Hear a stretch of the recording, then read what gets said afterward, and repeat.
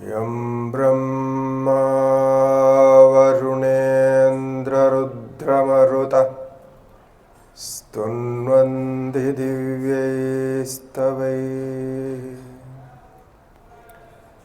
वेदैः साङ्गपदक्रमोपनिषदैर्गायन्ति यं सामगाः ध्यानावस्थिततद्गतेन मनसा पश्यन्ति यं योगिनो यस्यां तं न विदुः सुराः सुरगणाः देवाय तस्मै नमः। यस्यां तं न विदुः सुराः सुरगणाः देवाय तस्मै नमः। नाम संकीर्तनं यस्य सर्वपापप्रणाशनं प्रणामो दुःखहरणं तन्नमामि हरिं परम्। प्रणामो दुःखहरणं तं नमामि हरिं परम्। श्रुतिस्मृतिपुराणानामालयं करुणालयं नमामि भगवत्पादं शङ्करं लोकशङ्करम्। शङ्करं शङ्कराचार्यं केशवं बादरायणं सूत्रभाष्यकृतौ वन्दे भगवन्तौ पुनः पुनः। ईश्वरो गुरुरात्मेति मूर्तिभेदविभागिने व्योमवद्व्याप्तदेहाय दक्षिणामूर्तये नमः। श्रीदक्षिणामूर्तये नमः। श्री गुरुभ्यो नमः। हरि ओम। नामस्मरण करेंगे।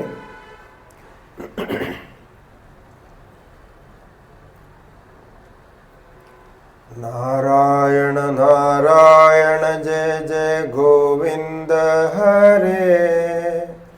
नारायण नारायण जय जय गोपाल हरे। नारायण नारायण जय जय गोविंद हरे। नारायण नारायण जय जय। नारायण नारायण जय जय गोविंद हरे। नारायण नारायण जय जय गोपाल हरे।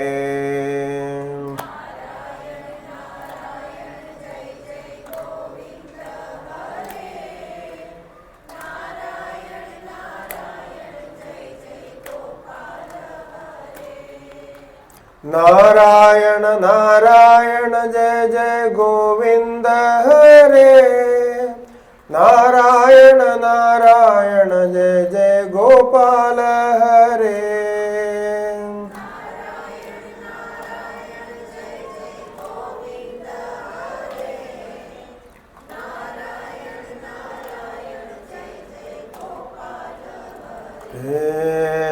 नारायण नारायण जय जय गोविंद हरे। नारायण नारायण जय जय गोपाल हरे।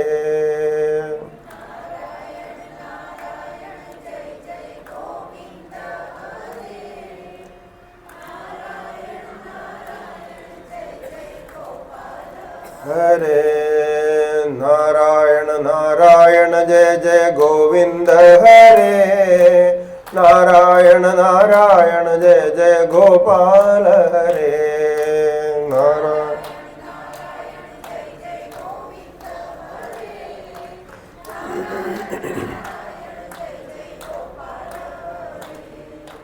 नारायण नारायण जय जय गोविंद हरे। नारायण नारायण जय जय गोपाल हरे।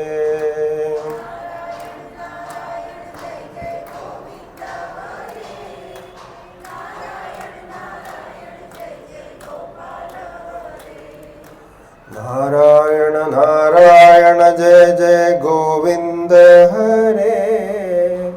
नारायण नारायण जय जय गोपाल हरे।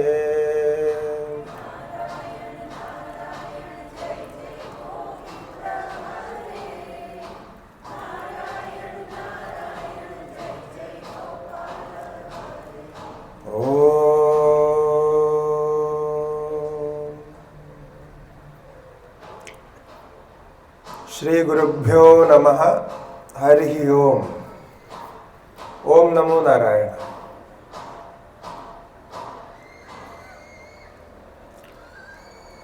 यहाँ के अधिष्ठान देव श्री भगवान परशुराम जी के चरण कमलों में प्रणाम करते हुए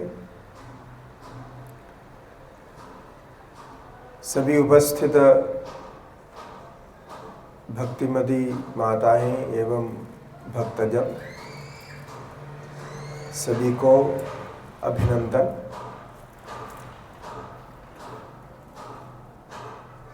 हम ऐसे कुछ प्रसंग पर विचार कर रहे थे जो सर्वव्यापी परमात्मा है, निर्गुण निराकार सच्चिदानंद स्वरूप जो परमात्मा है,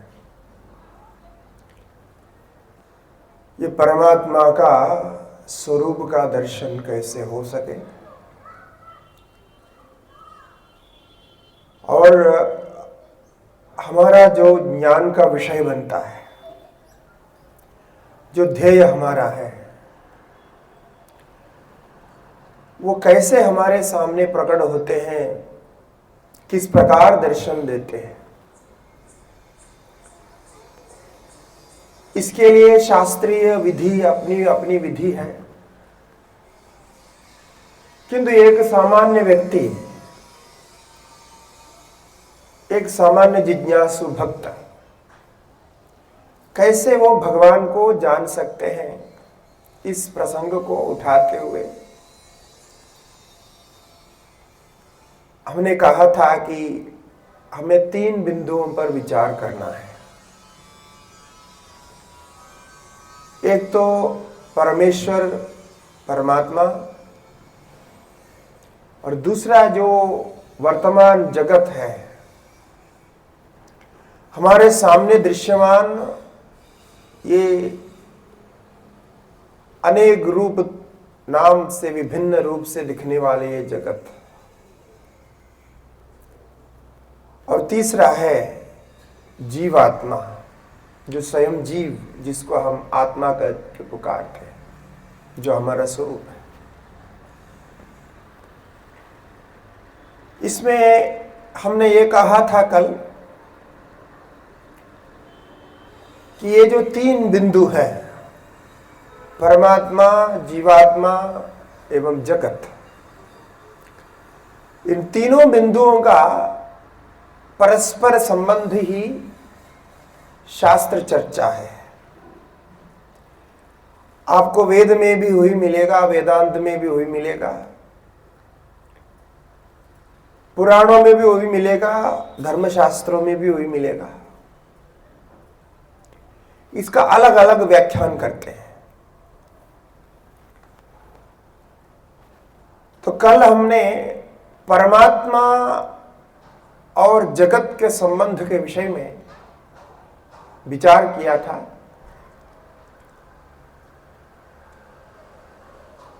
परमात्मा ही जगत का संपूर्ण सृष्टि का कारण है, हेतु है।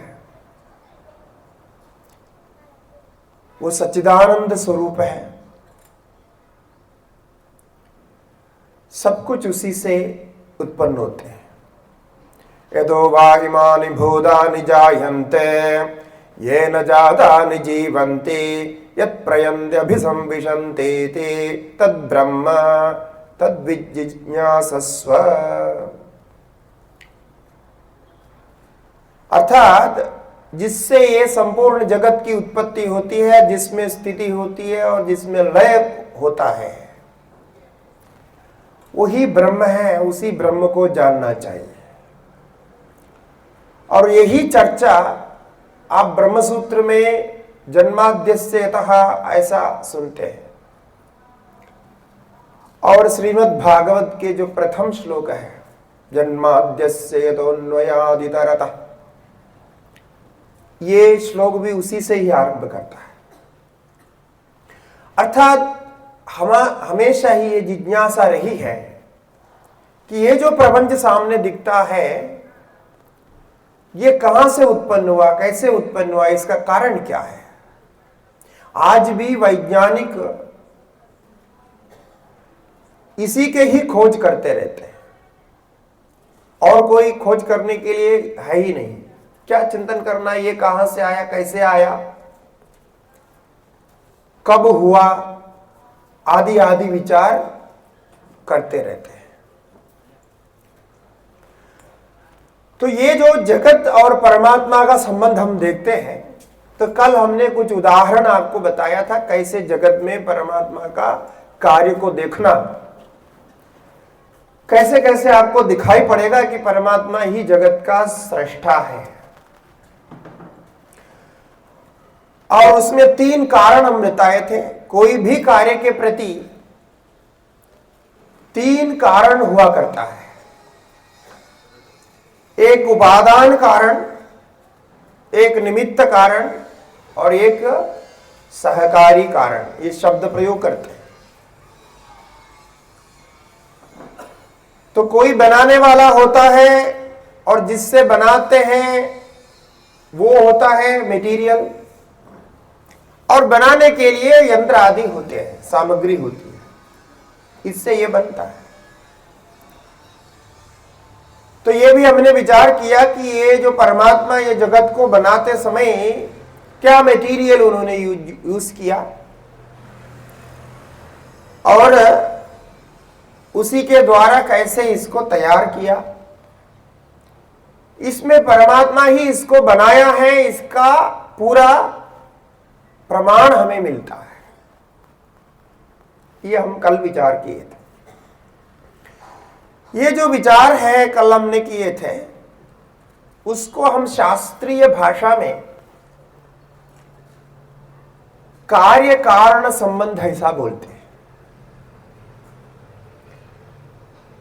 अथवा कार्य कारण अनन्यत्व न्याय ऐसा बोलते हैं। यानी एक न्याय है, एक प्रक्रिया है, एक फॉर्मूला है, जिसको हम फॉर्मूला बोलते हैं। इसमें कार्य और कारण 2 वस्तु होती है। कार्य जो होता है, यानी जो प्रोडक्ट होता है, वो कारण से अतिरिक्त नहीं होता है। इसको कहते हैं कार्य कारण अनन्यत्व। थोड़ी सी शास्त्रीय भाषा है, वो आपको समझना पड़ेगा। इसको समझने के लिए, आप याद रखने के लिए, क्योंकि जो हम यहां बता रहे हैं, अभी तीसरा दिन है, 3 दिन से जो प्रवचन हो रहा है, ये हम पूरे शास्त्र के और वेद के, वेदांत के एक भूमिका बना रहे हैं। अभी वेदांत की चर्चा ही है, लेकिन वेदांत को समझने के लिए एक भूमिका, किस प्रकार वेदांत चिंतन करता है। अब ये प्रक्रिया सभी को समझ में आता है। ये कोई नास्तिक हो, आस्तिक हो, कोई धार्मिक हो, अधार्मिक हो, जो बच्चा है थोड़ा समझदार है वो भी समझता है, बूढ़े भी समझते हैं, युवा भी समझते हैं, स्त्री भी समझते हैं, पुरुष भी समझते हैं, सभी समझते हैं। ऐसी भाषा, ऐसी चीज है ये। इसको बोलते हैं कार्य कारण अनन्यत्व। जैसे कल हमने आटा और रोटी की बात की, उसी को लेते हैं। बार बार बदलना क्यों? क्योंकि वो हम रोज प्रयोग करते हैं तो हमको स्मरण जल्दी हो जाता है। तो जिसको हम रोटी नाम से बुलाते हैं, खाते हैं, वो है क्या चीज? वो आटा है। आटा को उसमें कुछ पानी मिला दिया, ये कुछ मिला करके थोड़ा तैयार करके रखा, घी मिला दिया, सब करके फिर उसको तवा में बेल करके तवा में पका करके निकालते हैं, वो शेप निकालते हैं, उसको बोलते हैं रोटी। लेकिन ये रोटी को हम क्या कहेंगे? कार्य। और उसका कारण क्या है? आटा। ऐसा रखेंगे। अब जो रोटी बन गया है, इसका नाम अलग हो गया। रोटी को हम आटा करके नहीं पुकारते, उसको रोटी ही बोलते हैं। भोजन के लिए बैठा तो थाली में आटा लाओ ऐसा तो नहीं कहते हैं ना, रोटी लाने के लिए बोलते हैं, गरम गरम रोटी ऐसे बोलते हैं। तो ये नाम बदल गया है, उसका प्रयोग भी बदल गया, उसका फल भी बदल गया, किंतु वो है क्या? आटा ही है। आटा से अतिरिक्त नहीं, क्योंकि आटा के बिना उसको नहीं बना सकते और आटा के बिना उसका अस्तित्व नहीं, इसलिए वो आटा ही है, ऐसा मानना पड़ेगा। तो एक को दे करके हम दूसरा नाम दे देते हैं, तो जो उसका कारण जो होता है वो कारण सत्य होता है, और कारण में कार्य स्थित रहता है। जब तक वो है वो तब तक उसी में स्थित है। इसको बोलते हैं कार्य कारण अनन्यत्व न्याय, कॉज एंड इफेक्ट थियरी, ऐसा अंग्रेजी में कहते हैं। ये फिजिक्स में सब जगह होता है कॉज एंड इफेक्ट थियरी। तो इसी प्रकार जो कुछ हमारे सामने बना हुआ दिखता है, उन सब का एक कारण होगा। कोई कोई मटेरियल से बना होगा, दिखता है अलग अलग रूप में, किंतु वो कारण कुछ और होता है, और कारण पर हमारी दृष्टि नहीं जाती, हम विचार नहीं करते हैं, तो हमें कार्य जो दिखाई पड़ता है, आकार, वही सत्य दिखता है। तो इसीलिए जब उसका आकार बदल जाता है, रूप बदल जाता है, तो नाम भी बदल जाता है, गुण भी बदल जाता है, सब कुछ बदलता है, लेकिन वो वस्तु नहीं बदलता। जैसा आटा तो आटा ही रहता है। तो किसी को देके किसी का नाम दे देते हैं। तो ये जो समस्या है, इसके कारण हम एक स्तर से आगे विचार नहीं कर पाते। हमको जितना व्यवहार के लिए जिन शब्दों की आवश्यकता है, जितने विचार की आवश्यकता है, उतने ही हम प्रयोग करते हैं, उससे अतिरिक्त हम सोचते नहीं। हमें परमात्मा को जान के कोई प्रयोजन नहीं है। वर्तमान में है क्या कोई प्रयोजन? परमात्मा को जान के कोई प्रयोजन नहीं है। अभी ये परमात्मा कैसे बनाया, कहां से, आकाश से बनाया, क्या बनाया, ये किस मटेरियल से बनाया, हमारा क्या लेना देना। और यदि जान भी लें परमात्मा से ही ये बना है, ऐसा जान लेने पर कुछ यदि मिल जाता तब तो बात अलग थी। अब वो मिलती भी है तो वो क्या चीज है ये भी पता नहीं, इसका भी स्पष्टीकरण नहीं है, कहीं कोई प्रमाण नहीं मिलता। तो आश्चर्य है कि हम जीवन में एक बार भी इस पर विचार नहीं करते, इसका अवसर ही नहीं आता है, क्योंकि ऐसा विचार करके डायरेक्ट हमको व्यवहार में कोई प्रयोजन ही नहीं है। अब आप सोचते हैं कि खाली ये सुनने की बातें हैं, सुनने से अच्छा लगता है, जो वक्ता बोलते हैं सुनते हैं, बढ़िया, अच्छी बात है, अच्छा है। अब इससे यहां से सत्संग भवन से बाहर जाने से इसका क्या प्रयोजन निकलेगा? या परमात्मा से जिसको हमने सुना उसको हम कैसे पकड़ेंगे, या कैसे अपने घर में लाएंगे, या फिर क्या प्रयोजन होगा उससे? हमारा चिंतन तो इसी में चलता है, इससे बाहर हमारा नहीं है, क्योंकि प्रयोजन अनुद्देश्य अंधो बिना प्रवर्तते, ऐसा है। प्रयोजन के बिना कोई भी व्यक्ति प्रवर्तित ही नहीं होता। इसीलिए शायद हमें कोई अवसर ही नहीं मिला कि इसका कारण का विचार करें, कारण क्या है सोचे, ऐसा अवसर ही नहीं मिला। तो हम करते नहीं, जो जो हमको बाहर दिखता है उसको हम करते जाते हैं। तो ये इसका गंभीर विषय है। यदि आप इसके कारण को जानना चाहते हैं तो कारण कैसे ये बना, परमात्मा कैसे कारण बना, का परमात्मा से ये सब कुछ सृजन कैसे हुआ, इसकी एक प्रक्रिया जाननी पड़ेगी, एक मेथोडोलॉजी जाननी पड़ेगी। वही हमारा शास्त्र बताता है। पूरा शास्त्र का सार इसमें है कि आपके मन में केन प्रकारेण उतार दे कि ये सब कुछ आत्मा से ही बना है, परमात्मा से ही बना है, भगवान ही अपने अलग अलग रूप में यहां प्रकट है। ये आपके दिल में, दिमाग में उतारने के लिए ही शास्त्र प्रवृत्त होता है। आप जो चाहते हैं, आप जो आपके जो इष्ट है, वो इष्ट भी भगवान इसीलिए देते हैं कि भगवान से वो इष्ट को प्राप्त करके आप संतुष्ट हो जाएं। फिर संतुष्ट होने के बाद में ये चिंतन करें कि ये भगवान कैसे हमको ये दिया, ये कौन है, ये कैसे है, ऐसा एक बार चिंतन कर। इसीलिए ये सब प्रक्रिया बना है।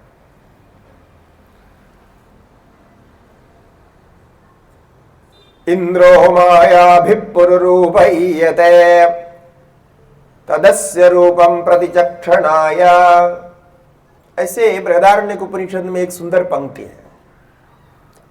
वहां कोई प्रश्न करता है, जैसे आप प्रश्न करते हो वैसे प्रश्न करता है कोई, कि ये भगवान आखिर ये जगत को बनाया कैसे, क्यों, किस उद्देश्य से बनाया, क्या जरूरत था उनको बनाने के, ये नहीं बनाते तो कोई समस्या ही नहीं थी। तो जब नहीं बनाते तो क्यों बनाया? तो वहां कहते हैं कि भगवान ने इसलिए जगत को बनाया ताकि भगवान के उस रूप को सभी जान सके, सभी लोग उस रूप के बारे में चिंतन कर सकें। इसीलिए भगवान ने ये जगत बना के सामने प्रकट किया। और जैसे हमने कल दिखा ना, सुंदर सुंदर फूल बनाए, सब कुछ व्यवस्थित बनाया, सुंदर बनाया। तो आप, ताकि आप बैठ करके चिंतन करेंगे, आपको लगेगा ये सब सुंदर सुंदर कैसे बनाया। हमको एक मकान बनाने के लिए बहुत कुछ माथापंची करना पड़ता है, उसका प्लान बनाना पड़ता है, क्या क्या करना पड़ता है। तो भगवान ने ये बनाया, तो ये कौन कैसे बनाया, कैसे, कौन बनाने वाला है, इतना प्लानिंग कैसे हुआ, ऐसा कभी आप चिंतन करेंगे तो भगवान का रूप का दर्शन करने के लिए आप प्रयत्न करेंगे, आपको जिज्ञासा होगी। ऐसा सोच के भगवान ने जगत को बनाया, ऐसा कहते हुए तदस्य रूपम प्रतिचक्षणाय। नहीं तो हमको विचार करने का कोई चांस ही नहीं। तो अभी क्या है, आजू बाजू में क्या चल रहा है, इस पर आप जो भी चिंतन करते नहीं है, तो इसलिए आपको उसका कोई उत्तर खोजने का अवसर भी नहीं मिलता। तो ये जो है जगत और परमात्मा का संबंध का विचार हमने कल किया था। अब दूसरा विषय है, जगत तो हो गया, जगत तो हमारे सामने है, लेकिन हम जीव है, जीव। तो ये जीव, जीवात्मा, जिसको हम प्राण कहते हैं, कभी जीव कहते हैं, कभी आत्मा कहते हैं, तो जो भी इसके अंदर है, उसका और परमात्मा का संबंध क्या है, ये कैसे बना और परमात्मा से क्या संबंध रखता है, ये दूसरा उसका संबंध का विषय है। देखिए, आपको तो अपने अंदर आपके अलावा और कोई दिखता तो नहीं है ना, दिखता है क्या? नहीं दिखता है। आप तो यही मानते हैं मैं ही इधर हूं, मैं हूं मतलब ये पूरा शरीर मैं हूं और मैं करता हूं, धरता हूं, भोगता हूं, सब कुछ करता हूं। तो ये तो भगवान ने भी माना है, आप तो है, ठीक है। किंतु कल जैसा हमने कहा, ये आपका बनाया हुआ कुछ भी उसमें नहीं दिखता, ये शरीर आदि कुछ भी आपका बनाया हुआ नहीं दिखता, ये तो कुछ प्रक्रिया से बन करके आ गया, आपको प्राप्त हो गया। जब आपको ज्ञान आ गया, यानी आपका बोध आ गया, छोटे बच्चा था उसके धीरे धीरे बोध आ जाता है, ज्ञान आता है। जब ज्ञान आ गया तो आपको शरीर पहले से था, आप बिना जान करके कुछ कर नहीं सकते, आपको कुछ भी करना है पहले विचार करना पड़ता है। तो आपने नहीं किया ये तो पक्का है। माता के गर्भपात्र में तो आपका कोई ज्ञान ही नहीं था, वहां करना क्या था, तो जो बन गया वो बन गया। तो ये तो पक्का है, ये हमने नहीं बनाया, ठीक है। अब हमने नहीं बनाया तो कोई बनाने वाला तो जरूर होता है, क्योंकि बनाने के वाला नहीं है तो ये बनता कुछ नहीं। जैसा दुनिया में कुछ भी बनता है, बनाने वाला नहीं होने से नहीं बनता है, ये तो युक्ति करते हैं, ये प्रमाण है हमारे साथ, प्रत्यक्ष है। तो ये बनाने वाला भी कोई है।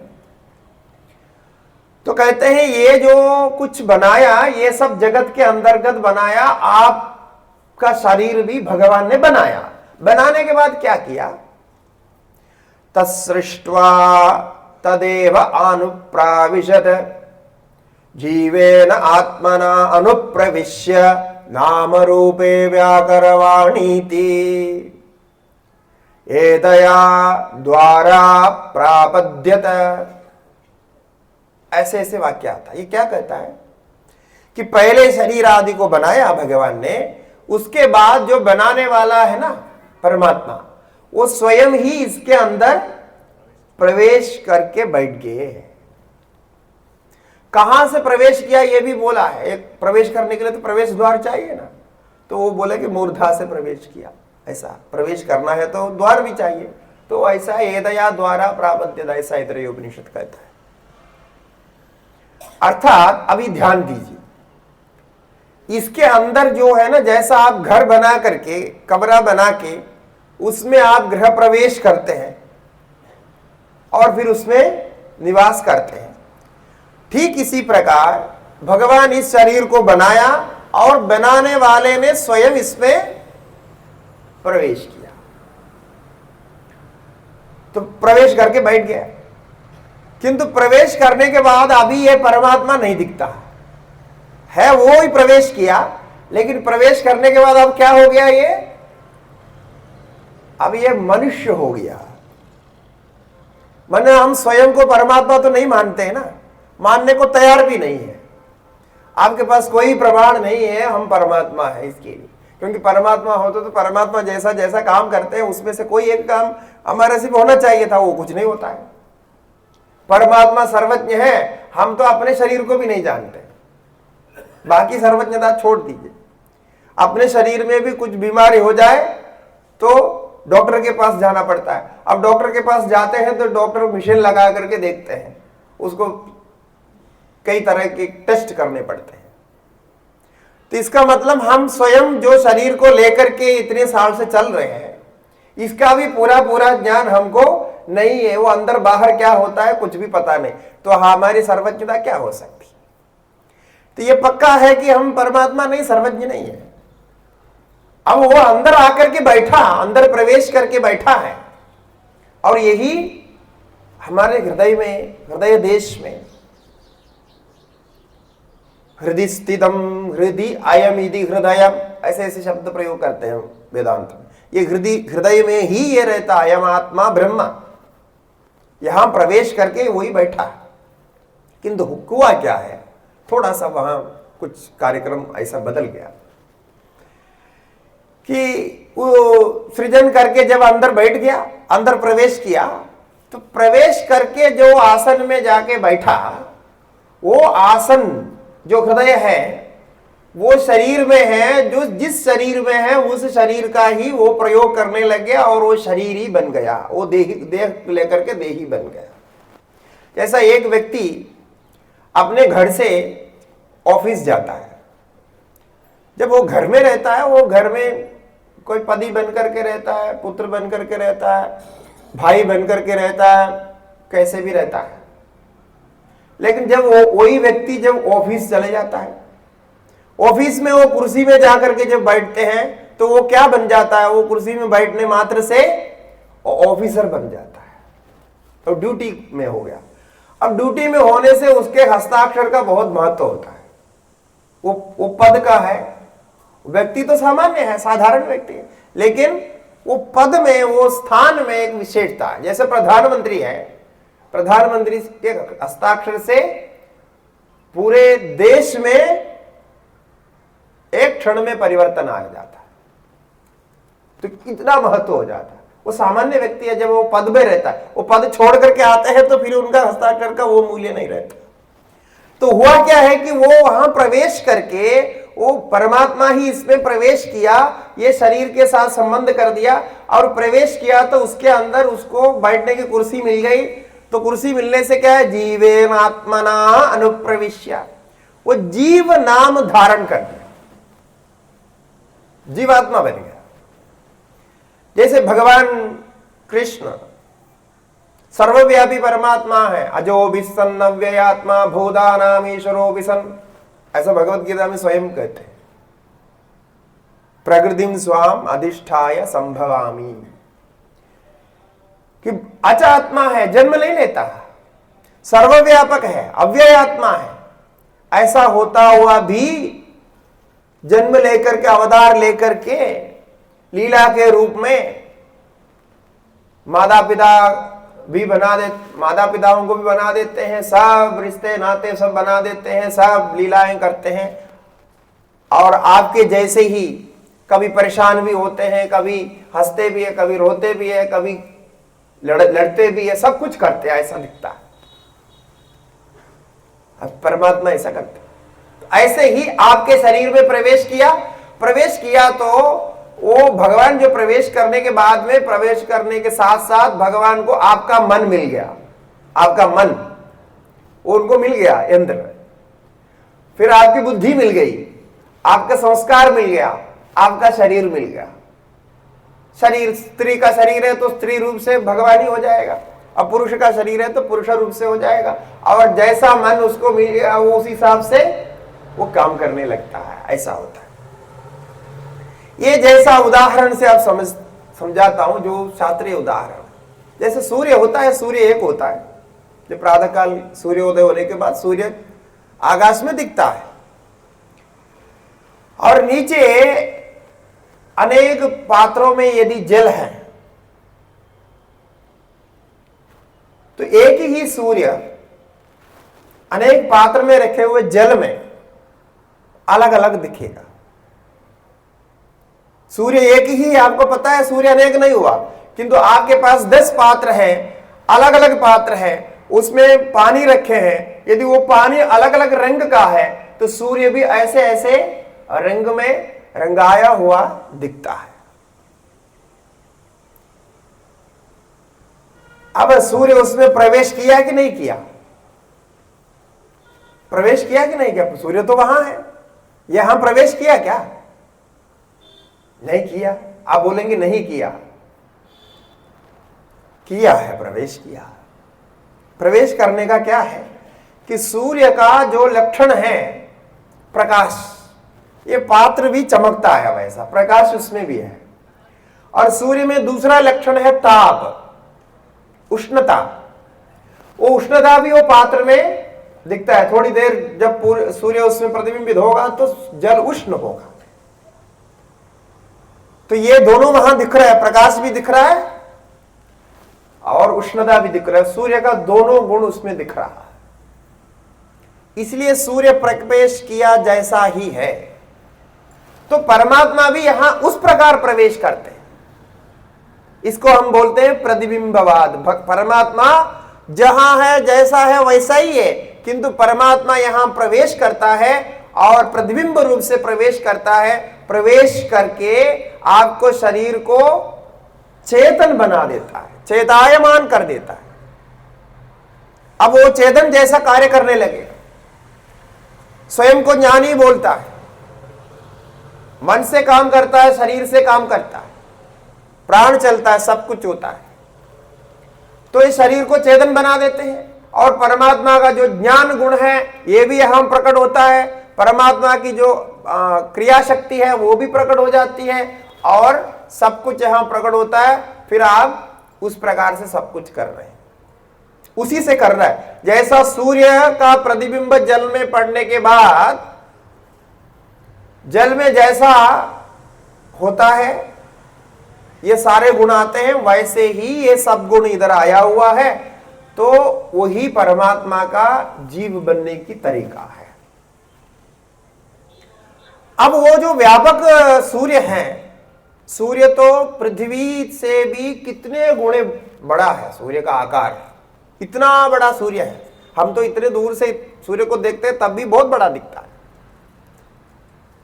तो ऐसे सूर्य जो जिसका आकार की कल्पना नहीं है, ऐसे सूर्य आपके सामने पात्र में बिल्कुल छोटा पात्र के आकार में दिखता है।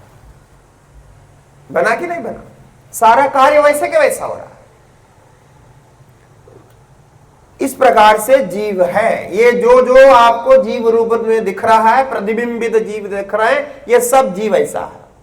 अब प्रश्न होगा कि यदि इसमें प्रवेश करके जीव ऐसा ऐसा कार्य किया तो ये पत्थर क्यों कार्य नहीं करता? पत्थर को क्यों समझ में नहीं आता? पत्थर कोई बोलता नहीं, करता नहीं। जैसा हम है वैसा तो पत्थर नहीं है ना। पत्थर नहीं, पेड़ नहीं, ये सब अलग अलग दिखते हैं, कुछ जड़ दिखते हैं, इनको कुछ समझ में नहीं आता दिखते। हम तोड़ते हैं तो कोई किसी को यदि चोट पहुंचे तो वो रोने लगता है। पत्थर को तोड़ो तभी पत्थर नहीं रोता है। तो इसका मतलब पत्थर में नहीं है कुछ, चेतन नहीं है ऐसे, इसलिए हम उसको जड़ बोलते हैं। जब परमात्मा ने बनाया और बनाने के बाद में केवल आपके शरीर में ही प्रवेश करके वो चेतन कैसे हुए? बाकी में प्रवेश किया कि नहीं किया तो बाकी भी उसी का ही हो ना। जैसा पहले कल कहा था, ये सब कुछ उन्हीं का बनाया हुआ। तो वहां परमात्मा क्यों नहीं दिखता? ये तो सब लोग पूछते हैं कि जब परमात्मा के है तो वहां क्यों नहीं दिखता? इसका एक सरल उत्तर यह है कि है परमात्मा, उसमें भी है। दिखता नहीं ऐसी बात नहीं, परमात्मा है उसमें भी। परमात्मा के बिना तो हो ही नहीं सकता, क्योंकि परमात्मा कारण है। कारण के बिना कार्य हो नहीं सकता। जैसा आटे के बिना रोटी नहीं बन सकता, माटी के बिना घट नहीं बन सकता, पात्र नहीं बन सकता, सोने के बिना आभूषण नहीं बन सकता। तो इसके बिना ये तो बन नहीं सकता। फिर ये क्यों नहीं चलता फिरता है, हिलता डुलता नहीं है, क्यों नहीं? इसका कारण है कि परमात्मा तो प्रवेश तो सब में किया। जैसा सूर्य का प्रकाश, जैसे सूर्य का ही दृष्टांत देखिए, सूर्य का प्रकाश सर्वत्र पड़ता है, नहीं पड़ता, बराबर सभी में व्याप्त होता है। किंतु कहीं कहीं सूर्य का प्रकाश का चमक होता है, प्रतिबिंब होता है, और कहीं कहीं नहीं होता है। जैसा पत्थर में भी सूर्य का प्रकाश पड़ता है और जल में भी पड़ता है, और कोई रत्न वैढूर्य आदि में भी पड़ता है, कांच में भी पड़ता है, दर्पण में भी पड़ता है। किंतु दर्पण आदि में सूर्य का प्रकाश होकर के चमकेगा। पानी में जैसा हमने कहा उसमें चमकेगा भी और गर्म भी होगा। ये पत्थर आदि में वो नहीं होता। कारण क्या है कि पत्थर आदि का जो स्वभाव है, उसका जो आकार है, जो जैसा वो बना हुआ है, उसमें प्रतिबिंबित करने की शक्ति नहीं, वो रिफ्लेक्ट नहीं हो सकता, प्रतिबिंबित नहीं हो सकता, तो उसमें वो चमक नहीं दिखता है। आप उसको धीरे धीरे खला करके करो तो थोड़ा बहुत तो प्रतिबिंबित होने लगता है, लेकिन वो चमक नहीं दिखता। इसका अर्थ क्या है कि उसमें एक विशेष गुण चाहिए, वो विशेष गुण उसमें नहीं है। जो पानी में, दर्पण में जो विशेष गुण है उसमें वो चमकता है अलग से, ऐसा विशेष गुण इस पत्थर में, सीमेंट में, मिट्टी में नहीं है, इसलिए वो वहां ऐसा नहीं चमकता।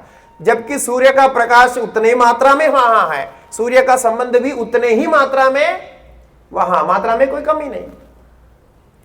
इसी प्रकार हमारे अंदर ये जो शरीर बनने के बाद में ये हमारे शरीर के अंदर एक अंतःकरण होता है, एक मन होता है, बुद्धि होती है।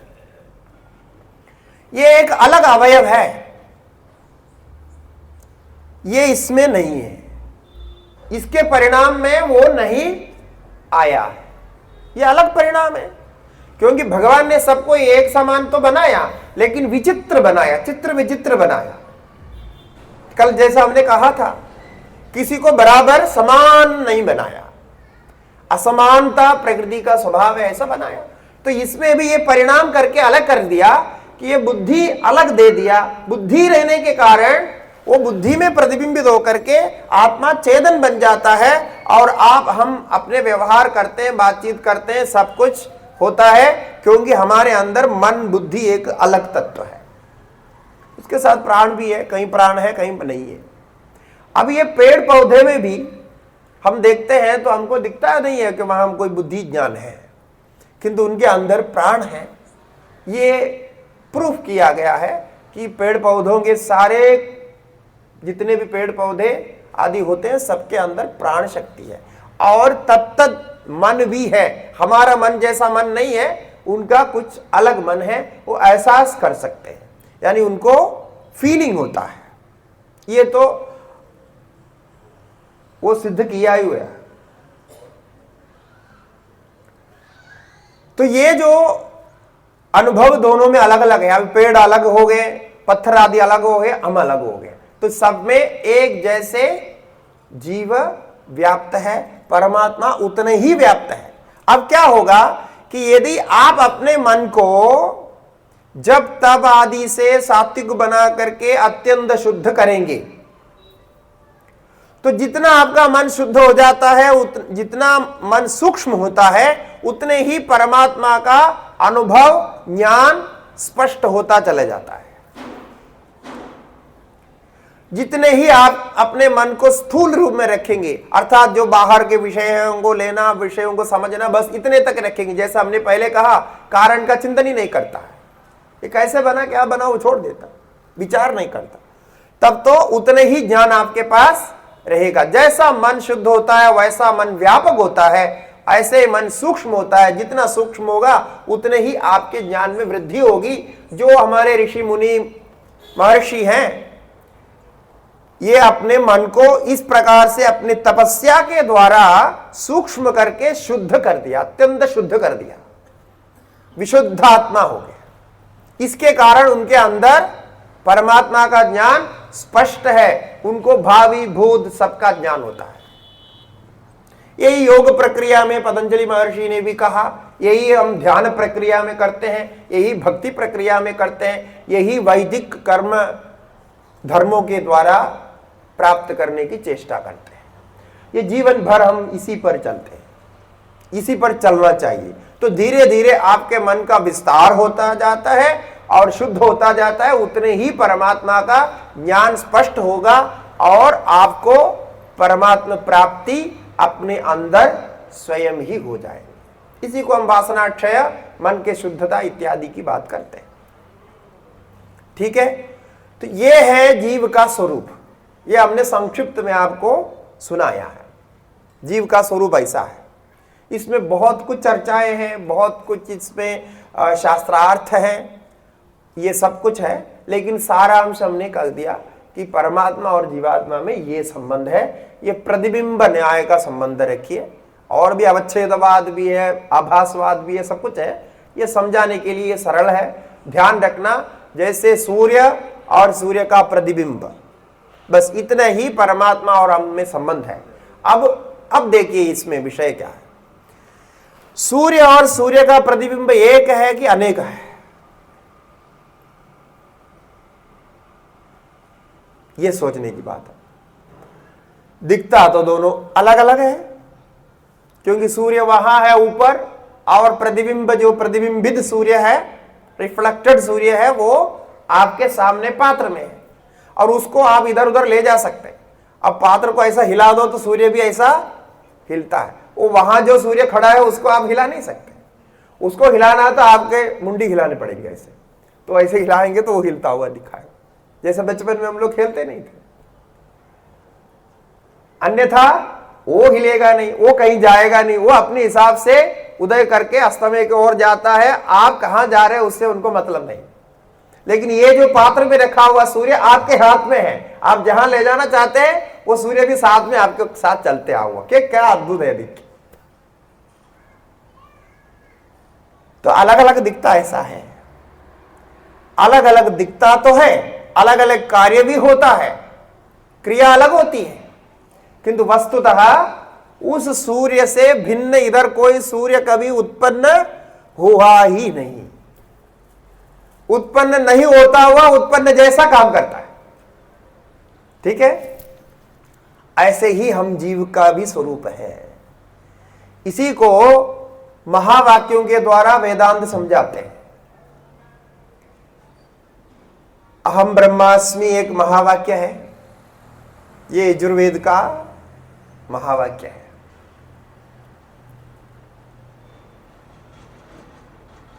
अयम आत्मा ब्रह्मा ये दूसरा महावाक्य है, माने यह आत्मा ब्रह्म ही है, ये अथर्ववेद का महावाक्य है। तत्त्वमसि यानी तुम वही परमात्मा हो, परमात्मा से भिन्न नहीं हो, तुम्हारे अंदर वही परमात्मा विराजमान है, ये सामवेद का महावाक्य है।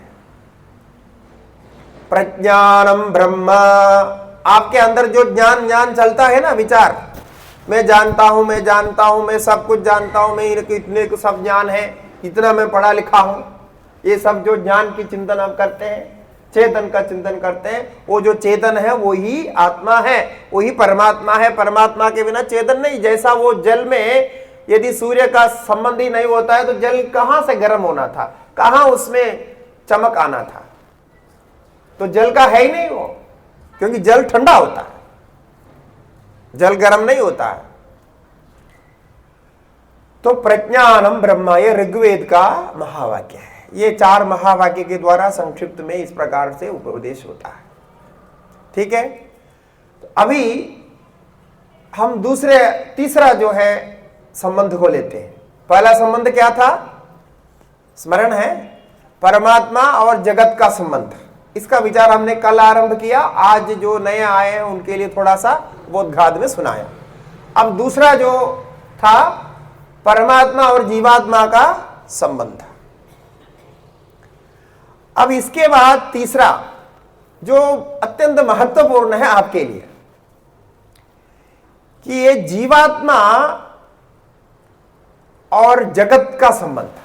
जैसा परमात्मा जगत का एक संबंध है, परमात्मा कारण है, परमात्मा जगत को उत्पन्न करता है, आदि आदि। अब जीवात्मा का जगत के साथ, जो सृजन किया हुआ जगत है उसके साथ क्या संबंध है, ये तीसरा संबंध है जीव और जगत का। ये तो आप लोग सभी जानते हैं जीव और जगत का क्या संबंध है। जैसा जीव इधर जन्म लेता है वैसे ही अपने साथ में जो जो दिखाई पड़ता है उसी से संबंध जोड़ना आरंभ करता है, या यूं कहिए पहले से संबंध जोड़ करके ही यहां प्रकट होता है। तो पहले जो जिससे प्रकट हो गया उसको मादा कहते हैं, और जिसने प्रकट किया पहले उसको पिता कहते हैं। वो मादा जी बताती है ये तुम्हारे पिता है, तो वो पिता मान लेते हैं। फिर जो जो उसको सामने दिखता है उससे संबंध जोड़ते जाते हैं, और फिर उसको खाने के लिए चाहिए तो उसको अन्न के साथ संबंध हो गया। प्राण के साथ तो जन्म से ही हो जाता है, प्राण का संबंध भी रहता है, और दूध आदि के द्वारा, स्तनपान आदि के द्वारा जल का संबंध हो गया, पृथ्वी का संबंध हो गया। ऐसे संबंध होकर के आप जितने अभी संबंध बनाए हुए हैं सारे संबंध हो गया है। ये सारे संबंध होने का मूल कारण हम बताते हैं संक्षिप्त में, क्योंकि सारे संबंधों का विस्तार करने में बहुत समय लगेगा, हमारे पास समय कम है, आज सब कुछ समेटना है। तो बहुत सारे संबंध आपने बनाए। ये सारे संबंधों के पीछे क्या है आप देखिए। संबंध आप कैसे बनाते हैं, किसी से कोई संबंध कैसे बनाते हैं?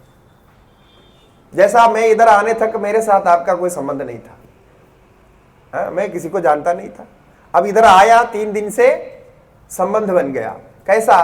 एक वक्ता का संबंध, एक श्रोता का संबंध बन गया। आप श्रोता है, वक्ता है, फिर इस प्रकार का संबंध बन गया, ये भी एक संबंध है। अब मुझे बहुत सारे चेहरा सब याद रहेंगे, अब संबंध तो हो गया।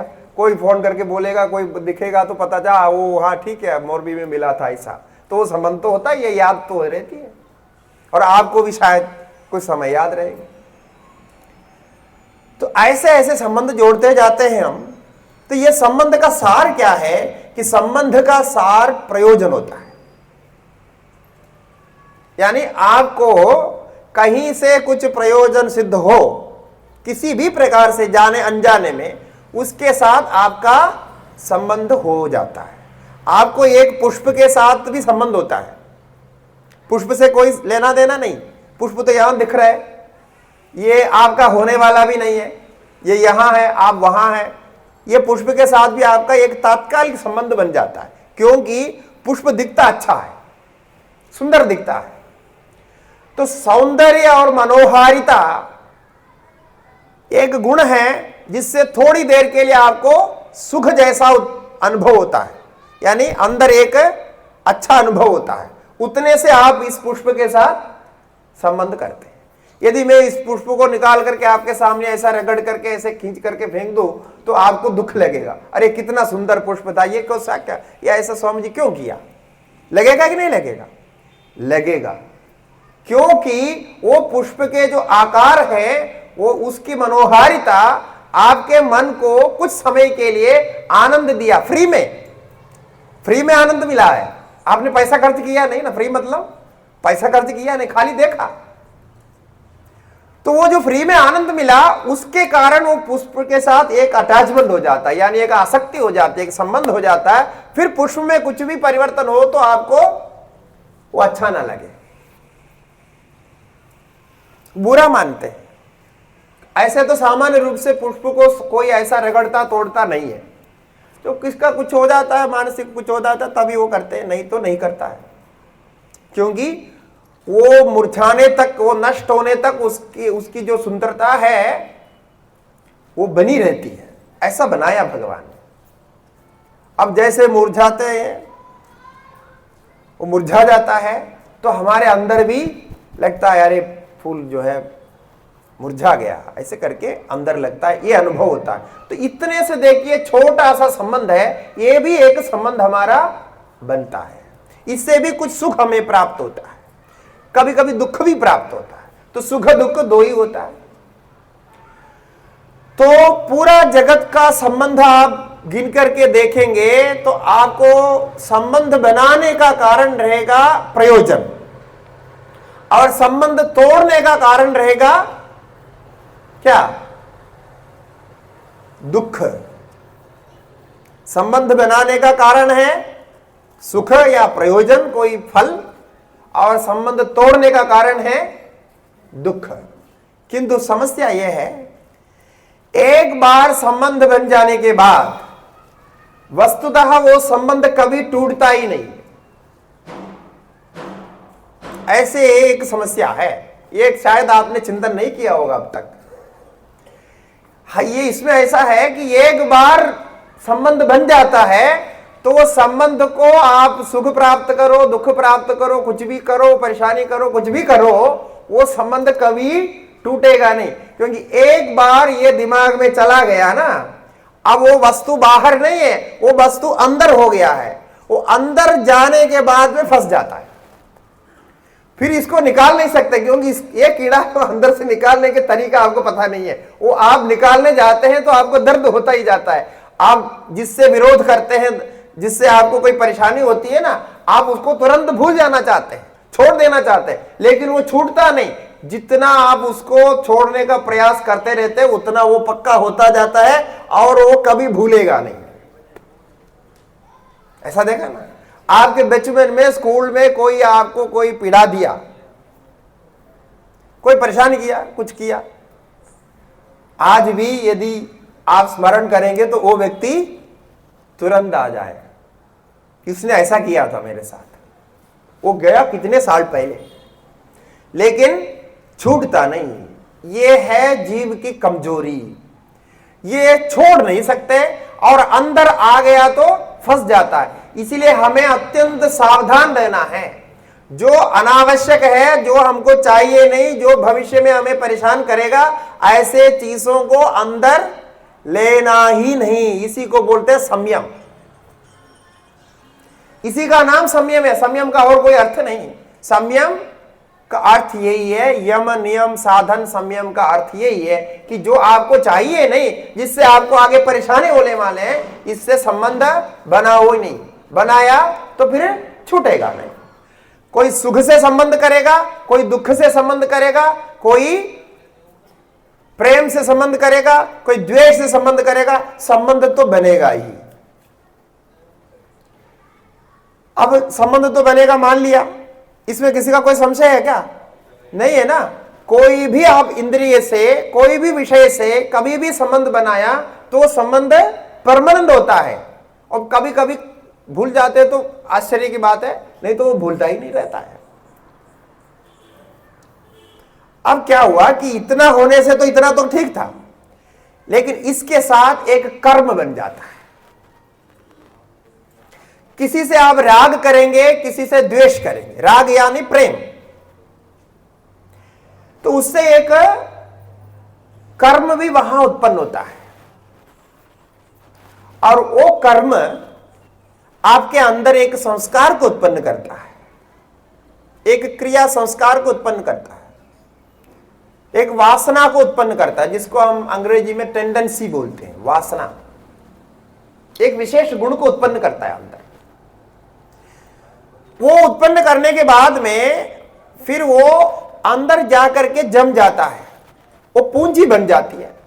देखिए सामान्य बात है, हमने किसी को देखा, वो अच्छा लगा, बस अच्छा लगना इतना ही चाहिए था।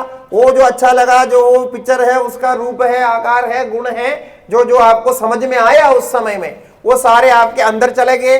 और अंदर जाने के बाद में वहां जाके बैठ गए। यदि वो सुख दे रहा है तो बार बार आप उसके बारे में चिंतन करेंगे, मुझे वो चीज चाहिए, वो चीज चाहिए, वो चीज चाहिए, ऐसा लगेगा।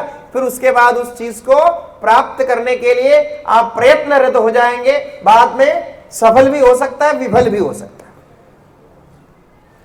ये जो टीवी वाले टीवी दिखाते हैं ना, टीवी में एडवर्टाइजमेंट दिखाते हैं। आपको पता है कि एडवर्टाइजमेंट क्यों दिखाते हैं? और एक एडवर्टाइजमेंट में यह भी रहता है, एडवर्टाइजमेंट में, अधिकतर एडवर्टाइजमेंट में बच्चों को भी दिखाते हैं, जिसका कोई बच्चे से कोई संबंध नहीं। ऐसे वस्तु है जैसा कोई गाड़ी का एडवर्टाइजमेंट है। अब गाड़ी तो, कार आदि तो बच्चे तो नहीं चलाते, बच्चे का उसका कोई संबंध नहीं, लेकिन बच्चे को जरूर उसने दिखाएंगे। हर कोई एडवर्टाइजमेंट में ऐसा होगा।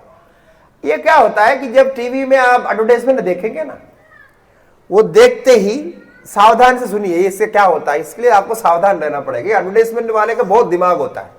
वो जो काम करते हैं उसके लिए उनको बहुत पैसा मिलता है, क्योंकि ये सारे दुनिया का साइकोलॉजी जो है, मनोशास्त्र जान लेते हैं। जान के दुनिया को कैसा पकड़ना है, कैसे पटाना है, कैसे आपके मन को खींचना है, ये उनको पता है। उसी प्रकार से बनाते हैं। करोड़ों रुपया खर्च करते हैं एक एक एडवर्टाइजमेंट बनाने के लिए। आपको तो 1 सेकंड, मैंने 2 मिनट, 1 मिनट कुछ सेकंड के लिए दिखाते हैं, किंतु पैसा बहुत खर्च करते हैं इसके। ऐसा करते हैं कि आप जैसा देखते रहे ना, आपको ऐसा पिक्चर दिखाई पड़ेगा, तो देखते ही आपको उसके साथ एक संबंध हो जाएगा कि ये अच्छी चीज है, ये जो दिखाया ये अच्छी चीज है। पहले इतना ही होता है कि ये अच्छी चीज है, इसको हमको लेना है। तो धीरे धीरे वो बार बार दिखाता है। आपने देखा होगा एक एडवर्टाइजमेंट बार बार दिखाता है, तो एक बार में तो अच्छी चीज है, क्या है ऐसा देखा, वो उसके बाद दूसरा दिखाया, तीसरा दिखाया, फिर देखते देखते आपको उसका नाम याद हो गया, कंपनी याद हो गया, रूप याद हो गया, भाव याद हो गया, सब कुछ हो गया। उसके बाद वो दिमाग में बैठ जाता है। जब आप बाजार जाते हैं, बाजार जाते वक्त वही चीज को वहां बाजार में दुकान में देखते हैं, तो वही चीज आप खरीद करके लाते हैं। ये प्रक्रिया पूरी ऑटोमेटिकली हो जाती है। इसलिए वो लोग इतना पैसा खर्च करते हैं, उनका सामान बिकता। तो आप सोचते हैं कि मैंने देखा, समझा, फिर किया। आपने समझा कुछ नहीं, वो सारे वो एडवर्टाइजमेंट का कमाल है। आपके दिमाग में उसको बिठा देते, आपको विवेक करने नहीं देते। इसीलिए बच्चों को वहां दिखाते हैं। बच्चों को दिखाने से क्या होता है, उनके पीढ़ियों दर पीढ़ी ये सामान चलेगा। क्योंकि बच्चे देख लेंगे ना, बच्चे के दिमाग में बैठ जाएगा। बच्चे का विवेक तो है नहीं, वो समझता तो है नहीं ये अच्छा है कि बुरा है, नहीं समझता, नहीं समझेगा। वो देखेगा तो बच्चा भी वहां दिखाई देगा, ये तो देखता है कि मेरे लिए भी ठीक है, तो वो रोने लगेगा माता पिता के सामने कि हमें तो वही गाड़ी चाहिए, हमें तो वही साबुन चाहिए, हमें तो यही ब्रश चाहिए। ऐसे करके रोने लगेगा तो माता पिता यदि नहीं चाहते हैं तब भी जबरदस्ती उनको खरीदना पड़ता है। ये बड़ा जो है इसके अंदर कलाकारी है। ऐसे ही ये सब कुछ हुआ है। भगवान ने भी ऐसे ही एडवर्टाइजमेंट बना रखा है। भगवान ने ये जो कुछ बना रखा है ना, आपको ऐसे ही आकर्षित करने के लिए बना रखा है। आप देखेंगे, आकर्षित हो जाएंगे और विषय आपके सामने आएगा, फिर क्रिया होगी। जैसा आपको कोई गाड़ी खरीदनी है तो कमाना भी पड़ेगा ना, पैसा चाहिए उतना, तो पैसा के लिए आप कमाएंगे। यदि कमाने पर नहीं मिलेंगे तो क्या करेंगे? गोलमाल करेंगे, कहीं से गोलमाल करके व्यवस्था करने के प्रयत्न करेंगे, क्योंकि वो उतनी शक्ति से वो प्रवृत्त होते हैं, उतने ही आकर्षित हो जाते हैं और उतने ही वो बलवान हो जाता है। यही जगत के साथ हमारा संबंध है। और यहां विवेक बिल्कुल काम नहीं करता है, परेशान होकर के भी उसी को करता रहता है, जो नहीं करना चाहे उसी को करता रहता है। थोड़ा थोड़ा जो है सब करते, जैसे जो व्यसन करते हैं, व्यसन समझते हैं ना, नशा करते हैं। अब नशा करने का कोई प्रयोजन तो होता नहीं, नशा का प्रयोजन है ही नहीं, वो पूरा नुकसान ही है। किंतु पैसा कमाते हैं, उसको कितने पैसे उसमें नशा में बर्बाद करते हैं। उससे शरीर भी खराब होता है, मन भी खराब होता है, और उसके जो यदि पुरुष है तो उसके बच्चे जो बनेंगे वो बच्चे में भी उसका असर होता है, उसके सारे व्यवहार में समस्याएं होती हैं। और हमारे शास्त्र के अनुसार वो अशुद्ध भी होता है। वो ऐसा नशा करके जो तंबाकू आदि चबाते रहते हैं, वो कोई पूजा पाठ में, कोई कार्यक्रम में, धार्मिक कार्य में नहीं बैठ सकता, उनको बैठाते नहीं, क्योंकि अशुद्ध है। ऐसा होता है, तब भी वो छोड़ता नहीं।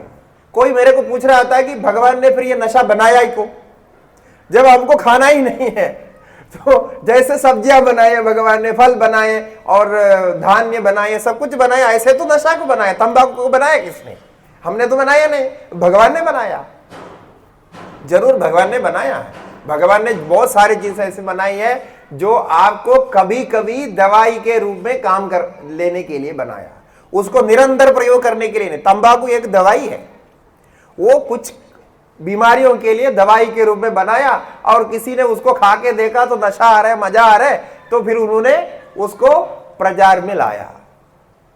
ऐसे जितने भी दवाई हम प्रयोग करते हैं वो सारी दवाई ऐसे, कोई कोई ऐसी दवाई है वो विषय है पूरा, यदि वो ज्यादा खा लेंगे तो आदमी बढ़ जाएगा। तो दवाइयों को बनाया है भगवान ने।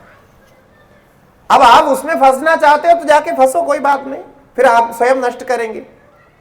तो कहने का तात्पर्य है कि जगत के साथ हमारा विषय संबंध है और हम उसको भोगना चाहते हैं, उसी प्रकार उससे कर्म बनता है, और इस कर्म के कारण हमारी वासनाएं बनती है और पुनः पुनः हमको कार्य करना पड़ता है, जन्म होता है, बार बार हम जन्म लेते रहते हैं, नष्ट होते रहते हैं। ठीक है, ये जगत और जीव का क्या संबंध है? कर्म और कर्मफल का संबंध है, भोक्ता और भोग्य का संबंध है। समझे कि सारे भोग्य है हमारे सामने और हम भोक्ता बनते हैं। तो जो भोक्ता होता है वो कर्ता भी होता है, ये वह कर्ता सही वह भोक्ता। यदि आप ऐसा काम करेंगे तो ऐसा आपको भोगना पड़ेगा, एक कर्म का संबंध बनेगा। इस प्रकार कर्म के संबंध के बंधन में निरंतर फंसता हुआ यहां सुख दुख का अनुभव करते हैं, और जो यहां अनुभव नहीं कर पाते हैं उसके लिए हम दूसरा जन्म लेते हैं, फिर से जन्म लेते हैं। ऐसा चक्कर चलता ही रहता है। इसको बोलते हैं अनादि अनंत चलने वाले संसार का चक्र।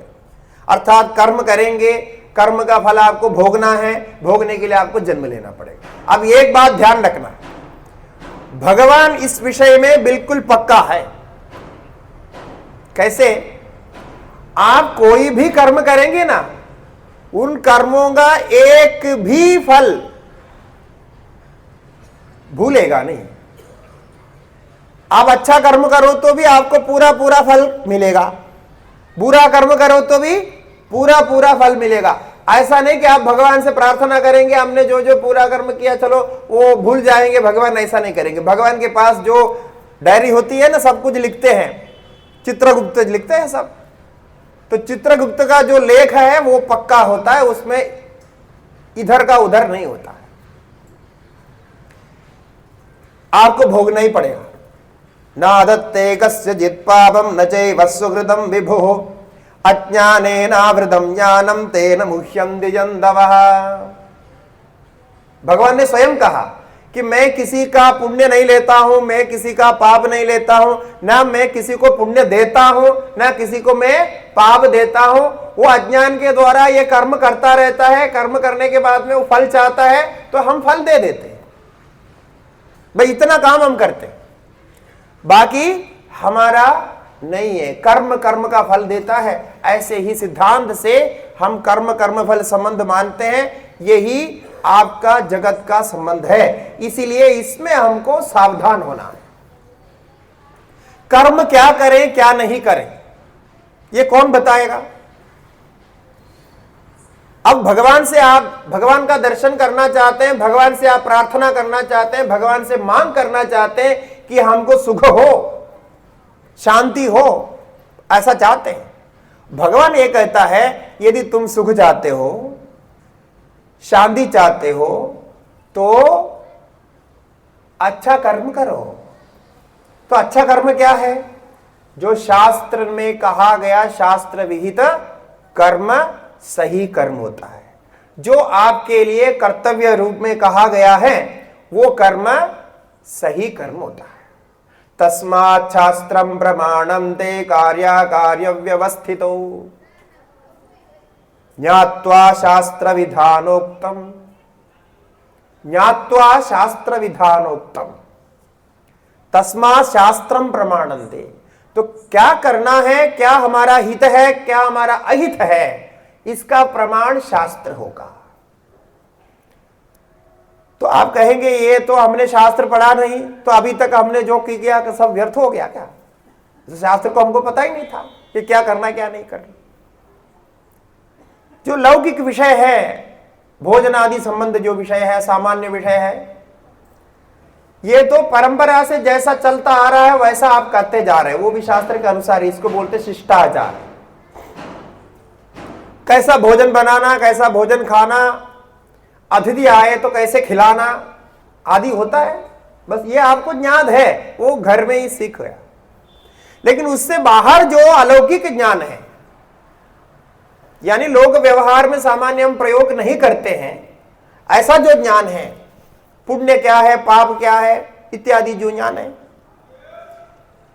ये ज्ञान शास्त्र से ही आपको प्राप्त होता है। इसीलिए शास्त्र ही इसमें प्रमाण होता है। तो शास्त्र ने मनुष्यों का हित चाहते हुए उनका सही रास्ते पे उनको सब फल अच्छी तरह प्राप्त हो, इसलिए ये विधान बनाया, शास्त्र का कुछ नियम कानून बनाया। तो आप याद करिए, जैसा जहां से हमने आरंभ किया, जो जीव जन्म लेता है उसके माता पिता के साथ रिश्ता नाता संबंध होते होते अब सबके साथ संबंध बन गया। तो संबंध बनने के बाद में उसका मन पूरा विचलित होता है कि करना क्या है, क्या नहीं करना है, किसके साथ क्या है, कैसे कर होता है। कई लोग परेशान हो जाते हैं, है ना। अब जैसे सत्संग में आकर के बैठते हैं तब भी फोन बंद करने के लिए अलग से कहना पड़ता है। वो अभी यहाँ की बात नहीं, हम हर जगह जहां, हमको तो अभी आदत हो गया, पहले हमको बहुत डिस्टर्ब होता था। और हमारे गुरुजी ने तो एक बार बंद ही कर दिया, उनको तो ये सब पसंद नहीं था कि वो सत्संग चल रहा था, बीच में कोई मोबाइल बज गया तो तब जो है फिर उन्होंने कहा ठीक है आज का सत्संग यहीं समाप्त हो गया करके समाप्त कर दिया। तो क्या हुआ कि ऐसा आ जाता है, अभी ऐसे उसको रोक नहीं सकते। अब हम तो सुनते हैं, अब अपना चलाते रहते हैं। वो भी साथ में चलता है, ये भी चलता है, ऐसा ही होता है। किंतु क्या है कि ये भी एक हमारा संबंध है। ये वस्तु जो मोबाइल है बहुत आवश्यक है, ऐसा नहीं हम मना नहीं कर रहे, हम भी रखे हैं मोबाइल, ऐसा नहीं कि नहीं है मोबाइल बहुत काम का है। पहले तो हम बहुत साल तक नहीं रखे थे, फिर किसी ने जबरदस्ती पकड़ाया, फिर हम कुछ कार्यक्रम का आयोजन वगैरह करते हैं तो ये आजकल जरूरत है, आजकल पत्र से लिख करके कहाँ काम होता है, तो इसलिए फिर हमने रखना शुरू कर दिया, तो हमको भी अच्छा लगा। बात तो सही है, बहुत काम का है ये तो एक ही फोन से हम कितने कार्यक्रम वहां बैठे बैठे करते हैं, तो बहुत कुछ अच्छा है। लेकिन अच्छा जो भी होता है वो पूरा पूरा अच्छा नहीं होता, उसको भी संयमित रखना पड़ता है, उसको भी नियमित रखना पड़ेगा। नियमित नहीं रखेंगे तो कोई भी वस्तु आपको हानि ही पहुंचाएंगे, हित नहीं पहुंचाएंगे, हित का भी अहित हो जाएगा। अब घी है, घी बहुत अच्छी चीज है, आयुर्वै घृतम, ऐसा वेद में लिखा है कि घी जो है आयु है, स्वास्थ्य के लिए बहुत अच्छा है। लेकिन रोज जो है आधा किलो 1 किलो घी पीते जाओ तो मुश्किल हो जा रहा। आजकल जो डब्बे में घी आ रहे हैं वो घी भी नहीं है, वो पता नहीं क्या चीज है, तो वो होगा क्या? वो आयुर्वै घृतम, वो आयु बढ़नी चाहिए थी, बाद में उसके आयु नष्ट होता है, वो 2-4 दिन में ही खत्म हो जाएगा, ऐसी स्थिति हो जाएगी, तो ये उसका विपरीत फल होगा। तो सबका अपना अपना संयम होता है, अपनी व्यवस्था होती है। ये व्यवस्था कौन बताएगा? ये व्यवस्था शास्त्र बताता है, ठीक है। इसलिए शास्त्र की व्यवस्था को जानने के लिए कहते हैं यही हमारा सनातन धर्म है। ये शास्त्र व्यवस्था का नाम क्या है? धर्म, ठीक है। धर्म की ये व्याख्या है। धर्म क्या करता है कि आपका हित क्या है, अहित क्या है, कब क्या करना है, कैसे करना, ये सारे आपके जन्म से लेकर के मृत्यु तक जो भी कार्य करना है आपको, वो सारा बता देता है। गर्भाधान से लेके शुरू होता है षोडश संस्कार, उसके बाद आपको क्या करना, उसके बाद क्या करना, उसके बाद क्या करना, विवाह करना, विवाह कैसे करना, उसमें क्या नियम देखना चाहिए, और विवाह के बाद कैसे जीवन चलाना है, उसमें क्या क्या नियम देखना चाहिए, फिर वानप्रस्थ आश्रम में क्या करना है, ये सारे जो है आपके पूरे जीवन के सारे जितने भी व्यवस्थित रूप से बताते हैं, इसी को बोलते हैं धर्म। और क्या है धर्म? इसलिए शास्त्र विहित कर्म, धर्म की व्याख्या क्या है? शास्त्र विहित धर्म, यानी शास्त्र के द्वारा आदिष्ट निर्दिष्ट जो कर्म है उसका नाम धर्म है।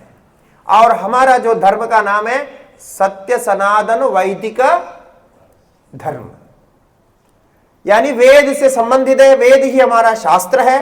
वेद के अनुसार जो वेद ने कहा है उसी को ही हम शास्त्र के द्वारा जानते हैं, उसी के द्वारा करते हैं। आप जो आजकल भोजन बना के खा रहे हैं ना, आप लगता है आपने कोई शास्त्र तो नहीं पढ़ा, लेकिन ये भी शास्त्रीय है। शास्त्र ही आपको वो आदेश दिया, क्योंकि आपके पहले जो माता पिता आपके जो परंपरा में उस प्रकार से करते करते ऐसा हो गया है।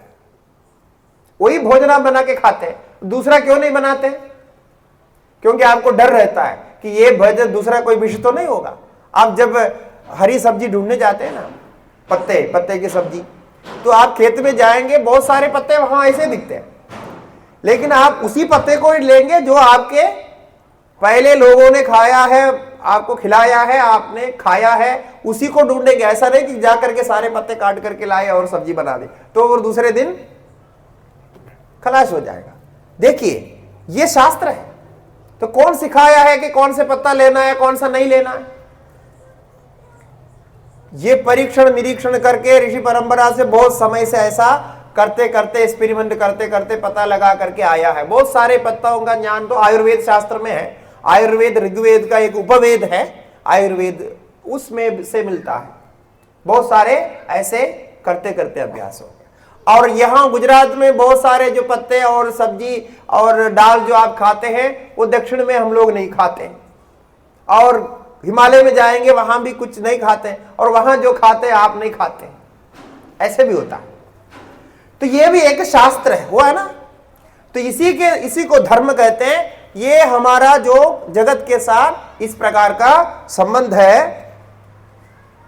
अब कर्म कितने प्रकार है मैं संक्षेप में बताता हूं। धर्म है, धर्म का ज्ञान कर्म से होता है, कर्म से संबंधित है। तो उसमें एक कर्म का नाम है नित्य कर्म, शास्त्र विहित नित्य कर्म। ये बहुत महत्वपूर्ण है। नित्य कर्म के बिना हमारा धर्म है ही नहीं। नित्य कर्म का अर्थ प्रतिदिन आपको नियमित रूप से करना है। प्रातः काल उठना, उठने के बाद स्नान आदि शौच आदि करना, उसके बाद संध्या वंदन करना, भगवान की पूजा करना, भक्ति करना, और दिन में भगवान को कैसे प्रणाम करना, शाम को कैसे भगवान को प्रणाम करना, वो जो कर्म करना है, संध्या वंदन आदि जो कर्म है, इन कर्मों को कहते हैं नित्य कर्म। नित्य कर्म का मतलब प्रतिदिन आपको करना है, हमेशा करता रहना नहीं, प्रतिदिन आपको एक बार करना है। ऐसे नित्य कर्म में पूर्णिमा के दिन भी अलग कर्म है, अमावास्या के दिन भी अलग कर्म है, कई साल में एक बार संक्रांति के दिन में अलग कर्म है, ऐसे ऐसे भी है, बहुत सारे नित्य कर्म है।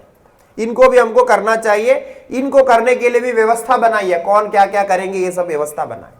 माताओं के लिए अलग है, पुरुषों के लिए अलग है, उसमें भी वर्ण आश्रम के विधान के अनुसार अलग अलग है। ब्राह्मण आदि वर्णों के विधान के अनुसार भी अलग अलग नित्य कर्म है। एक हो गया नित्य कर्म, ये भी शास्त्र विहित है। दूसरा कर्म का नाम है नैमित्तिक कर्म। नैमित्तिक का अर्थ कोई निमित्त प्राप्त हो गया, उसी समय उसको करना है, अन्यथा नहीं करना। जैसे आपके घर में कोई बच्चे का जन्म हुआ, एक निमित्त हो गया, बच्चे का जन्म होना एक निमित्त है, उस निमित्त के संबंध में जो जो कर्म करना है उसको कहते हैं नैमित्तिक। ऐसे ही जन्म मृत्यु आदि जो निमित्त आते हैं, विवाह आदि आदि जो निमित्त आते हैं, उनके अनुसार कर्म करना है, इसको बोलते हैं नैमित्तिक कर्म। निमित्त आने से ही करना है, अन्यथा नहीं करना। तीसरा होता है, बहुत प्रसिद्ध है, काम्य कर्म। तीसरा का नाम है काम्य कर्म। यह शास्त्र के द्वारा विहित है। काम्य का अर्थ है आपको कुछ चाहिए, आप कुछ मांग, आपको कुछ प्राप्त करने की इच्छा है, आपने प्रयत्न किया, प्राप्त नहीं हो रहा, क्योंकि जो प्रयत्न से प्राप्त होता है तो आप शास्त्र के पास जाएगा नहीं, कोई ज्योतिषी के पास जाके थोड़ी पूछेंगे। तो जो आपको मिल ही जाता है, समझ में आता है, तो आप करते हैं। जब नहीं आता है, आपके प्रयास से नहीं हो रहा है, आप भविष्य को जानना चाहते हैं, कि उसको प्राप्त करना चाहते हैं, तब आप काम्य कर्म करते हैं। जैसे पुत्रेष्टि आदि काम्य कर्म होते हैं। स्वर्गकामो यजेता, स्वर्गकाम, स्वर्ग से लेकर के बहुत सारे काम्य कर्म है। अब बच्चे होंगे तो बच्चों के लिए विद्या प्राप्त करना, विद्या के लिए मेधा सूक्त और उस प्रकार के इष्टि है। ऐसे अनेक अनेक है। कल हमने बताया ना, 80% वेद में काम्य कर्म का ही विधान है। कितने बड़े बड़े कर्म है, बहुत पैसा खर्च होते हैं उसमें। और जब आपकी कामना दृढ़ होती है, आप प्रयत्न करते ही है, किसी भी प्रकार उसको प्राप्त करने के प्रयत्न करते हैं। तो जो लौकिक प्रयत्न से तैयार होता है, उसमें शास्त्र के पास आप नहीं जाते, वो आप अपने आप प्रयत्न से सिद्ध करते हैं। प्रत्यक्षेणानुमीत्या वा यस्तु बायो न विद्यते एदं विन्दन्ति वेदेन तस्माद् वेदस्य वेदता। कुमारिली भट्ट बहुत बड़े कर्मकांड हुए मीमांसक हुए, उनके श्लोक वार्तिक का ये श्लोक है जो अभी हमने उच्चारण किया। ये कहते हैं कि जो प्रत्यक्ष से और अनुमान से, यानी आप लौकिक कर्मों से प्रत्यक्ष साक्षात, जैसा भोजन भूख लग गया तो भोजन खाते हैं आदि आदि, जो प्रत्यक्ष और अनुमान से जो सिद्ध नहीं होता है, आपके सारा उपाय फेल हो गया, कोई आप इधर मदद नहीं कर पा रहे, ऐसा आपको कुछ प्राप्त करना है, तब आप वेद को पास जाते हैं। वेद उस अलौकिक ज्ञान को बताता है, और उस अलौकिक ज्ञान को बताना ही वेद की वेदता है। इसलिए हम शास्त्र को शास्त्र कहते हैं, वेद को वेद कहते हैं। ये इसलिए काम्य कर्म भी बहुत जरूरी है। लोग बोलते हैं ऐसे काम्य कर्म को त्यागना चाहिए, काम्य नहीं करना चाहिए, किंतु वेद ऐसा नहीं कहता। यदि आपको कामना है भला, तो आप वेद के पास जाओ, वेद जैसा कहता है उस प्रकार आचरण करो, उसको प्राप्त करने की चेष्टा करो। लेकिन एक बात भी मैं इधर बता दूं कि आजकल इस प्रकार सारे काम्य कर्म जितने वेद में बताया वो सारा करना अभी संभव नहीं है। अभी परिस्थिति बदल गई।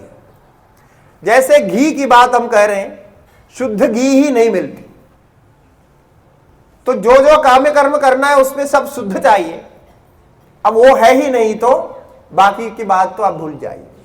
इसीलिए कुछ कुछ हो जाता है, सब नहीं होता है। ये बोलते हैं काम्य कर्म। उसके बाद प्रायश्चित्त कर्म होता है।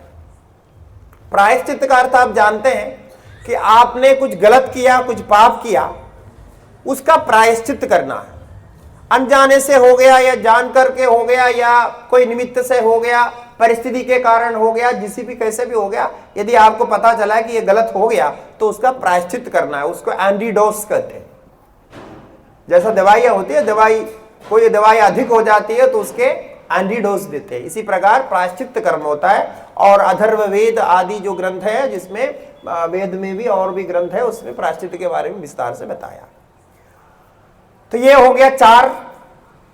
अब 5वां है निषिद्ध कर्म। निषिद्ध माने उसको नहीं करना चाहिए। सुरा न पिबेत, ब्राह्मण होकर के सुरा का पान नहीं करना चाहिए, अर्थात शराब नहीं पीना चाहिए। शराब का मतलब क्या है? केवल शराब नहीं, शराब के साथ तंबाकू, आजकल क्या क्या आता है, वो गुड़का फटका जो भी होता है, ये सारे उसमें हैं। नाम एक का दिया, उसका स्वभाव से युक्त जितने भी हैं वो कोई भी नहीं खाना चाहिए। खाएंगे तो आपकी बुद्धि बिगड़ेगी। आप जो है धियो यो न प्रचोदयाद करके मंत्र पाठ करते हैं, जब करते हैं, हमारी बुद्धि का विकास हो, बुद्धि शुद्ध हो, यही हमारी प्रार्थना है कि बुद्धि को शुद्ध करने के बाद सब कुछ शुद्ध हो जाता है, सब कुछ ठीक होता है। बुद्धि खराब हो गई तो कुछ भी नहीं। इसीलिए बुद्धि को शुद्ध करने के लिए बोलते हैं। और वो आप अभी नहीं कर रहे हैं। आप कई लोग तो अभी नित्य कर्म भी नहीं कर रहे हैं, गायत्री जप भी नहीं कर रहे हैं, कुछ नहीं कर रहे हैं, ये तो हमको पता है। लेकिन आप नहीं करने पर भी आपके शरीर में, दिमाग में, आपके डीएनए के द्वारा वो पड़ा हुआ है, क्योंकि आपके पूर्वजों ने तो किया ही है। आपके पूर्वज आप खोजेंगे, पता चलेगा बड़े बड़े कर्मकांडी रहे, बड़े बड़े पुरोहित रहे, उन्होंने तो तपस्या की है। ये आपके अंदर आया हुआ है। अब वो आया है तो आपके शरीर में है। अब आप नशा करेंगे तो उसका विरुद्ध होगा। विरुद्ध होने के बाद आपका दिमाग कमजोर पड़ जाएगा, याददाश्त कमजोर पड़ जाएगा, कई मानसिक बीमारियां आएंगे, शारीरिक बीमारियां आएंगे, और आपके जो बच्चा पैदा होंगे वो भी कमजोर होकर पैदा होगा, उसमें भी कई प्रकार की मानसिक बीमारियां रहेंगे। आपके जो शुद्ध गुण हैं उसमें ये नशा खराब कर देता। इसीलिए विशेष करके ब्राह्मणों के लिए कहा, क्योंकि ब्रह्म ज्ञान के साथ जुड़ा हुआ उनका, और यही मंत्र का उच्चारण करते हैं। अब बुद्धि का विकास करने के लिए कोई नशा से बुद्धि का विकास होता है क्या? नहीं होता है, नष्ट होती है, भ्रष्ट होता है आदमी। इसीलिए वो निषिद्ध कर्म कहते हैं। ऐसे कई प्रकार के निषिद्ध कर्म हैं। गृंजनम न भक्षयेत, गृंजन मन प्याज लहसुन को कहते हैं। हम तो जब पहले पहले गुजरात में आए तो हमें बहुत परेशानी हो गई थी। यहां सब जगह जो है प्याज लहसुन चलता था, कहीं कहीं आश्रमों में भी चलता था। तो क्या करें, कैसे करें, वो पता ही नहीं चला। हम तो ऐसा सोच करके आए, मतलब जाते हैं कहीं भिक्षा ग्रहण करने के लिए, यहां तो शुद्ध है ऐसा सोच के, लेकिन वहां भी लोग ऐसा प्रयोग करते हैं क्योंकि उनको मालूम नहीं है। तो प्याज लहसुन नहीं खाना चाहिए। विशेष करके जो ब्राह्मण है, वर्ण में ब्राह्मण है, उनके लिए ये विशेष है, वो नहीं करना चाहिए। जैसे तो त्रैवर्णिकों के लिए है। तब लोग पूछते हैं ये प्याज लहसुन को फिर भगवान ने बनाया कैसा? जैसा हम बोलते हैं ना, तो हर जगह ये लोग यही पूछते हैं, तो प्याज लहसुन को भगवान ने बनाया क्यों फिर, जब आपको खाना ही नहीं है? अरे बनाया, जैसा हमने कहा वो बनाया तो जरूर है, उसका बहुत उपयोग है, वो दवाई के रूप में उपयोग है। ये दवाई के रूप में जो उपयोग होता है वो आपको प्रतिदिन खाने का नहीं होता है। जैसा दवाइयां, अच्छी दवाइयां होती है, सारे दवाई खरीद करके आप रोज खाते रहते हो क्या? जब बीमारी है, बीमारी को इलाज करने के लिए उसकी जरूरत है, उतने का वो प्रयोग करेंगे, उसके बाद उसका नहीं होता है, क्योंकि आप हमेशा यूज करने से उसमें कुछ प्रॉब्लम होता है। तो इस प्रकार के बहुत सारे निषिद्ध कर्म हैं जो आपको छोड़ देना चाहिए, करना नहीं चाहिए। ऐसा कर्मों का विभाग, और हम जो करते रहते हैं सारा मिला करके यही है। आप जो भोजन बना के खा रहे हैं ये सब विहित कर्म में आता है, नित्य कर्म में आता है, सब कुछ इसमें आ गया। अब हम भगवान का जो अंदर आत्मा है, आत्मा के साथ अपने को जोड़ने के लिए कुछ कुछ तो करना ही चाहिए ना। हम अपने धर्म को सनातन धर्म कहते हैं, हिंदू धर्म कहते हैं, हम हिंदू हैं, भारतीय हैं, तो हमारा भी कुछ लक्षण है जो हिंदू होने के कारण, भारतीय होने के कारण हिंदू धर्म का भी कुछ लक्षण है। आपको पता है हिंदू धर्म का क्या क्या लक्षण है, क्या क्या विशेषताएं हैं? पता है सबको।